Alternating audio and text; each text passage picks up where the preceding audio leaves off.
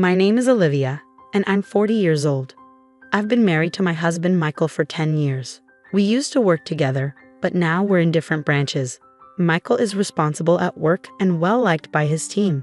He's confident and ambitious, always wanting to look strong in front of others. I'm more quiet and don't stand out much. It surprised me when Michael, with his strong personality, showed interest in me. After dating for 2 years, he proposed to me with a big bunch of roses. I felt so loved and agreed right away. I looked forward to our future together. But then he surprised me again by saying we live with his parents. I wasn't sure about it, but he was determined. He assured me his parents were nice and excited about us living together, so I agreed in the end. For the past 10 years, I've been living with my in-laws in my husband's house, which was not what I expected when I got married. Every morning starts with my mother-in-law's nagging about little things like cleaning the front door. Even though I make breakfast for everyone, her complaints never end. I apologize and rush to fix it while she heads off to work, leaving me feeling like a servant. Living here means waking up at 5 a.m. to cook and clean, even though my mother-in-law, who stays at home, doesn't lift a finger to help.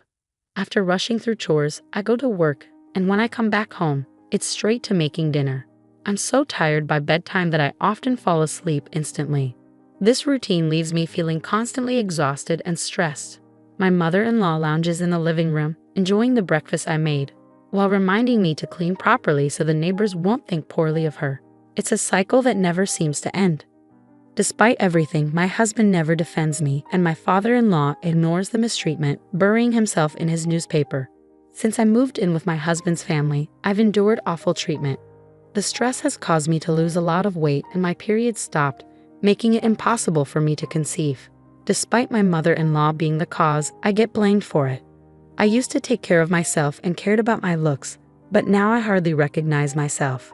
The constant harassment from my mother-in-law and seeing my changed appearance in the mirror have left me deeply depressed. I've become completely submissive to her. I feel so numb that I don't even have the energy to think about leaving this house anymore. I received heartbreaking news. My father had passed away suddenly in an accident.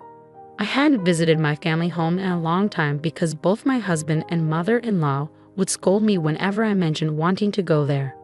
Hearing about my father's death, I deeply regretted not spending more time with him.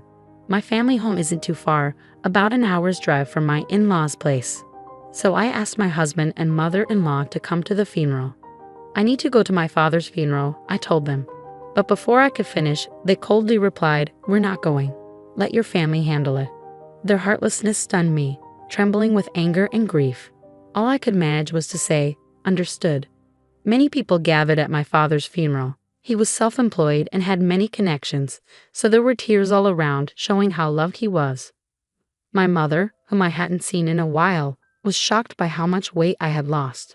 "Olivia, what happened to you? You look so thin," she exclaimed worriedly. "Are you sick?"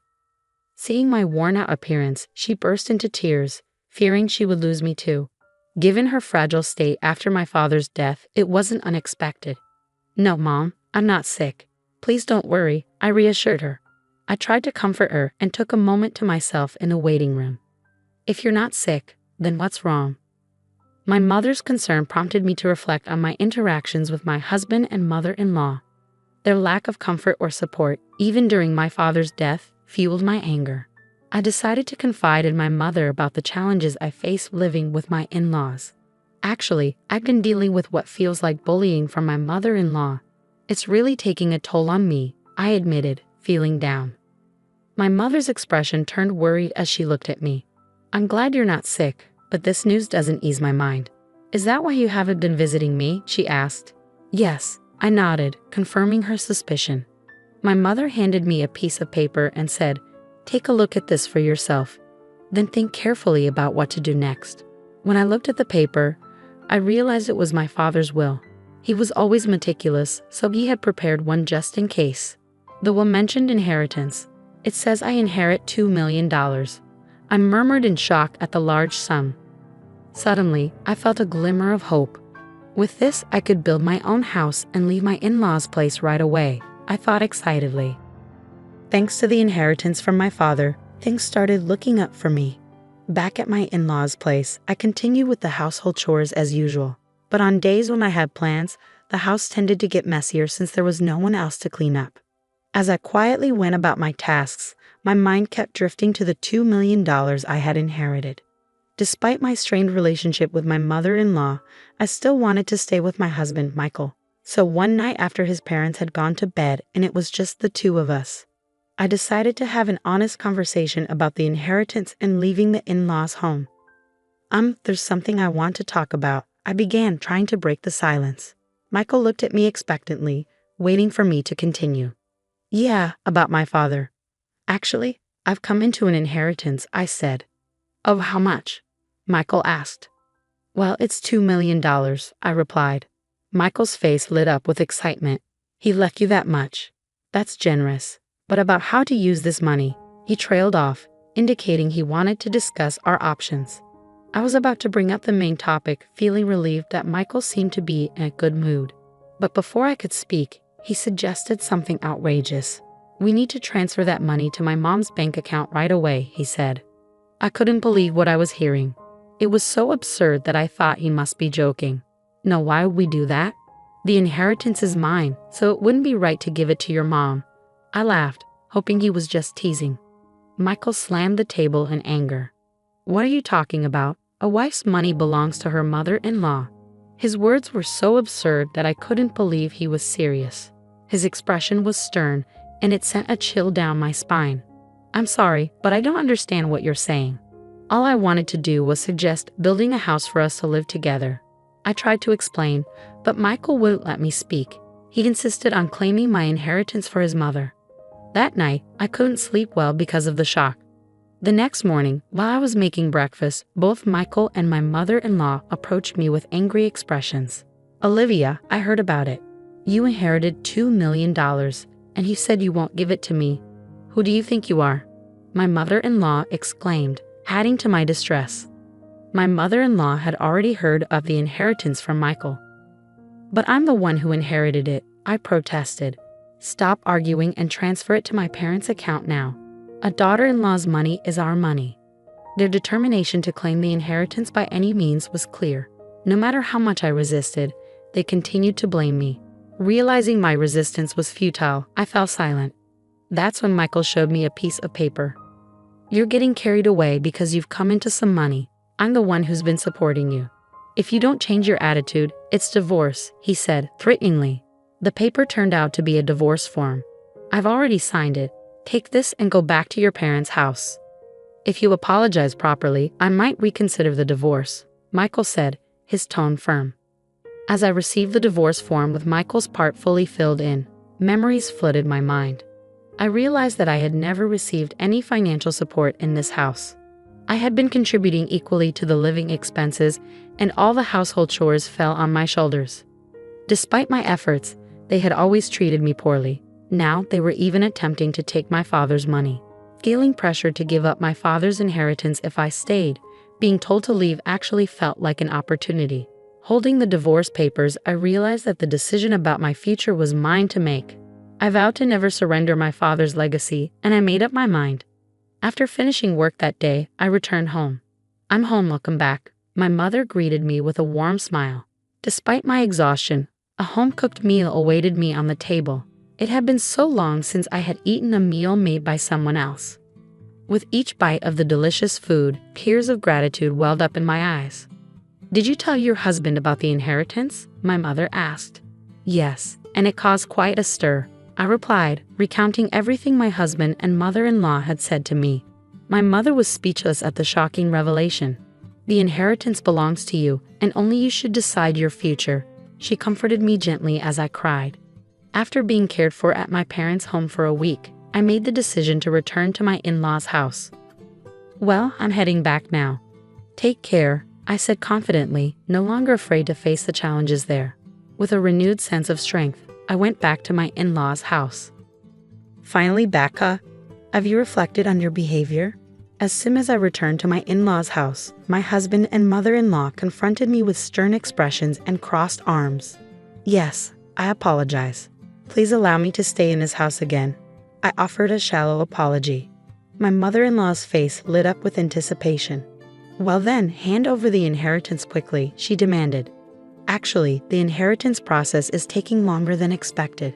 I haven't received it yet. It's a complex procedure, so it might take another 6 months or so, I explained. 6 months? That long? My mother-in-law's disappointment was evident. Well, fine, she reluctantly accepted. Both my mother-in-law and husband appeared satisfied, thinking their plan was still on track. I obediently handed over the inheritance as they demanded. However, they kept nagging about me spending a week at my parents' house. You're neglecting your duties as a wife. The house is a mess, clean it up quickly, they insisted. Despite the incredibly messy and unhygienic conditions at my in-laws' house, it was almost impressive how quickly they could make such a mess in just a week. I understood their demands. In the past, I would have been deeply upset to see the house in such a state, but now, I didn't care. No matter how much my mother-in-law bullied me or how hard the housework was, it didn't bother me anymore. I simply did as my mother-in-law ordered without letting it affect me. It's my mother-in-law's birthday, so I'll be leaving. Make sure to keep the house clean, my mother-in-law announced, as she always went on a trip for her birthday. Naturally, I wasn't invited. By the way, have you received the inheritance yet? It's supposed to come in today, my husband asked. How convenient. That $2 million can be a birthday present for Mom. Don't forget to transfer it to Mom's account before we get back, my mother-in-law added. It seemed too perfect that my mother-in-law's birthday lined up with the inheritance arrival. My husband couldn't see through my deception. Without a word, I saw them off with a smile, saying, "Take care." As soon as they were out of sight, I sprang into action, ready to execute my plan that I'd been waiting for so long. They'll be in for a surprise when they return from their trip. But I no longer have to concern myself with their reactions. Quickly, I packed my belongings and left my husband's family home behind. Wow, this is incredible, I exclaimed as I moved my things into my new home. Thanks to my father's inheritance, I had been able to build this house. I felt so happy to be living in such a beautiful place, and I decided to share it with my mother, who lives in my hometown. I felt a deep sense of relief knowing I no longer had to worry about those people. Sinking into the plush sofa, I felt content. Today was a celebration of my new home with my mother. We even invited a chef to cook for us, and we spent the day indulging in luxury. The next evening, my husband called me, his voice full of frustration. What the hell is going on? He demanded, clearly confused by the empty house he returned to. I won't be coming back there. Goodbye, I said firmly, trying to end the conversation without further discussion. But my mother-in-law's angry voice came through the phone. What are you doing? Where are you now? She demanded to know. I can't tell you that. You asked me to clean the house, so I packed up my belongings, I replied calmly. That's not a funny joke. Plus, you didn't transfer the inheritance. How many times do I have to tell you that the daughter-in-law's money is mine? She shouted. Huh, I'm single, I retorted. Suddenly, my yelling mother-in-law fell silent. Single? She echoed. Well, I'm a divorcee. I was handed a divorce paper, so I submitted it. I'm a stranger to you now. Goodbye, I said, ending the call abruptly. I couldn't help but laugh, picturing my mother-in-law's stunned face on the other end of the line. I felt a huge sense of relief to be free from that family.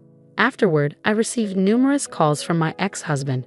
When I had some free time, I deliberately answered the phone and ignored the insults from my ex-husband and ex-mother-in-law. I made sure to record all those calls. I decided to seek advice from the police with those recordings. Harassment from an ex-husband is unfortunately common, but it's important to address it before it escalates. Thankfully, the police responded promptly and went to warn my ex-husband's family. For my ex-family-in-law, who valued their public image, just having the police show up was damaging enough. Additionally, a subordinate of my ex-husband who lived in the neighborhood witnessed the police visit. Since my ex-husband was a prominent figure in the company, rumors spread rapidly. Furthermore, colleagues and subordinates who harbored resentment towards my ex-husband began to spread negative gossip about him. Eventually, the rumor made its way to my department. Did you hear about the police visit? My colleagues whispered amongst themselves. I'm divorced now, so I'm not really in the loop, I replied loudly enough for others to hear. The gossip-loving employees eagerly spread the news further. It didn't take long for the rumor to reach my ex-husband's boss. You've been the subject of a lot of negative rumors, haven't you? His boss remarked. What are you talking about? My ex-husband protested. I can't tolerate men who don't appreciate their wives. Furthermore, with these damaging rumors circulating, it will tarnish our company's reputation.